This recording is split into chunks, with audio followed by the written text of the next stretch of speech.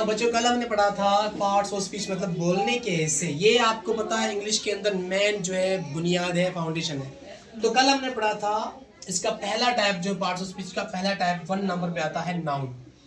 अब नाउन आप सबको पता है क्या है। नाउन मतलब कोई भी नाम। इसका मतलब कोई भी नाम। और नाम कितनी तरीकों के दुनिया में बोले जाते हैं वो भी हमने टाइप्स कल पढ़ी थी। तो कल हमने प्रॉपर और कॉमन पढ़ा था और आज हम पढ़ेंगे कलेक्टिव और एब्स्ट्रैक्ट नाउन। ठीक है। अब कलेक्ट लफ्ज सुनते ही हमें पता चल जाता है कलेक्ट करना मतलब किसी चीज को जमा करना, इकट्ठा करना। बात समझ में आ रही है? कलेक्ट करना मतलब जमा करना या इकट्ठा करना। तो कलेक्टिव नाम ऐसा होता है जब इसमें जिसको हम जब हम ये नाम सुनते हैं तो हमें पता चल जाता है कि उसके अंदर चीजें या कोई इंसान या कोई भी चीज जो उसका तादाद जो है वो क्या होगा, एक से ज्यादा होगा। कलेक्ट मतलब ज्यादा होगा, जमा किया होता है।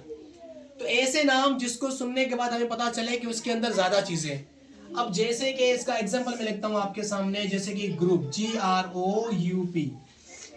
अब जब ग्रुप लफ्ज सुनते हो आपको तो आपको क्या लगता है इसके अंदर एक लोग होंगे, दो लोग होंगे या ज्यादा होंगे? ज्यादा।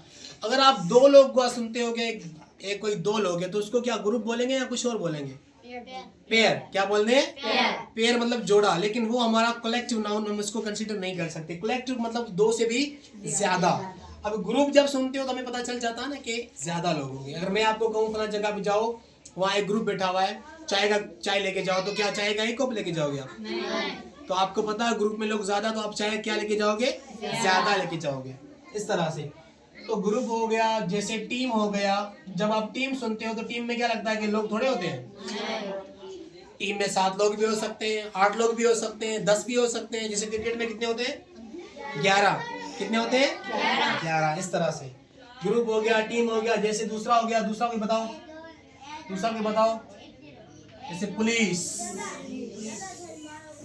अब पुलिस आपको पता है पुलिस के अंदर एक होती है, पुलिस ज्यादा होती है साथ में, ज्यादा। ठीक है। जैसे कि फ्लॉक हो गया, फ्लॉक FLOCK फ्लॉक। वो देखो बकरियों का झुंड आ रहा है, फ्लॉक। टोला। सही है। ऐसे नाम जिसको सुनने के बाद हमें पता चले कि उसमें ज्यादा चीजें हैं, तो इस तरह के नामों को हम कहते हैं कलेक्टिव नाउन। बात समझ में आ गई?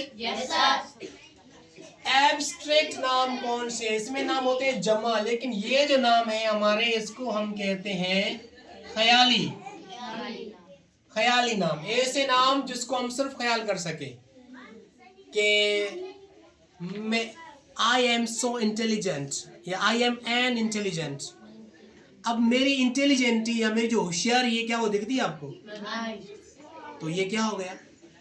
Abstract noun. ऐसा नाम जो क्या हो, जिसको हम सिर्फ महसूस कर सके, फील कर सके, ख्याल कर सके। ऐसे नाम जिसको हम, अभी ये नाम एडवर्ब से भी बनते हैं, वर्ब से भी बनते हैं और कुछ कॉमन नाउन से भी बनते हैं। जैसे कि कॉमन नाउन हमारे पास एक है, अब जैसे कि CHILD, चाइल्ड मतलब बच्चा। अब इसमें जब हम लगा दूंगा मैं HOOD, हुड, चाइल्डहुड मतलब क्या हो गया? बचपना। यार ये उसका बचपना है, ये उसने बचपना कर दिया। बचपना दिखता तो नहीं ना।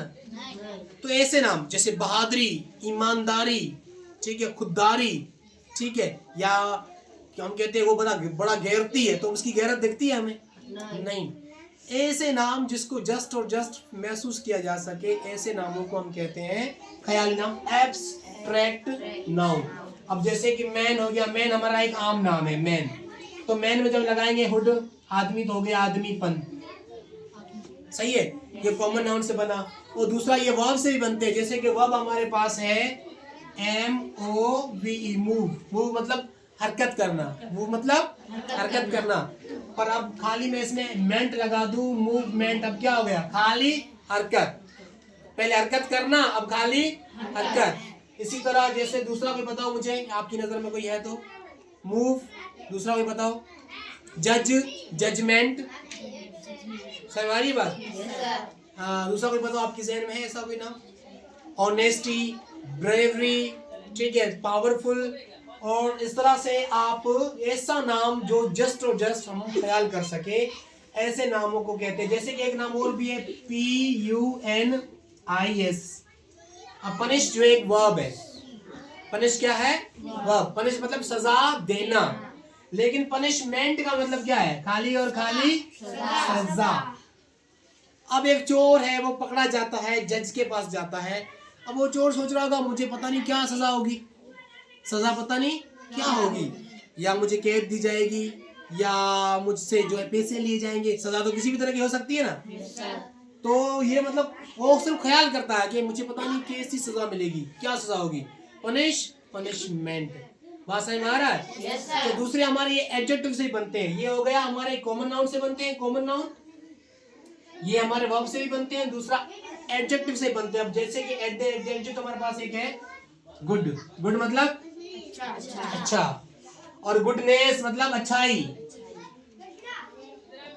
अब अच्छाई किसी की दिखती है? गुड मतलब गुडनेस। और बैडनेस, बैड मतलब बुरा, BAD, बैड मतलब बुरा। ये क्या है? एक एडजेक्टिव है, किसी की हम खूबी जाहिर करते हैं। बैड मतलब गंदा, बुरा। आज बैडनेस मतलब बुराई, बैडनेस मतलब बुराई। तो एब्स्ट्रैक्ट नाउन जो है वो कॉमन नाउन से भी बन सकते हैं, और आपके वर्ब से भी बन सकते हैं, और आपके एडजेक्टिव से भी बन सकते हैं। किस किस को समझ में आया? अब मैं कुछ और भी लिख सकता हूँ, जैसे ऑनेस्टी। ऑनेस्टी ये हमारा किसी को दिखता तो नहीं ना, ठीक है। ऑनेस्टी। दूसरा कौन सा हो सकता है? ब्रेवरी, बहादुरी, ब्रेवरी। ऐसे नाम जो सिर्फ और सिर्फ हम महसूस कर सके और देख ना सके। Is it clear now? Yes, sir.